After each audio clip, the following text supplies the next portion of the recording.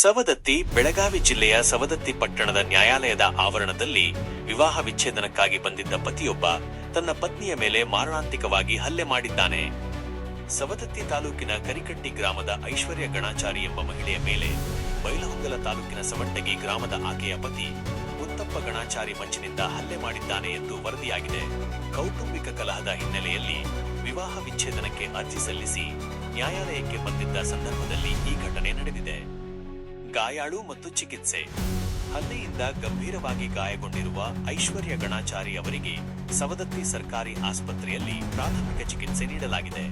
ಹೆಚ್ಚಿನ ಚಿಕಿತ್ಸೆಗಾಗಿ ಅವರನ್ನು ಹುಬ್ಬಳ್ಳಿಯ ಕಿಮ್ಸ್ ಆಸ್ಪತ್ರೆಗೆ ರವಾನಿಸಲಾಗಿದೆ. ಈ ಘಟನೆ ಸವದತ್ತಿ ಪೊಲೀಸ್ ಠಾಣಾ ವ್ಯಾಪ್ತಿಯಲ್ಲಿ ನಡೆದಿದೆ.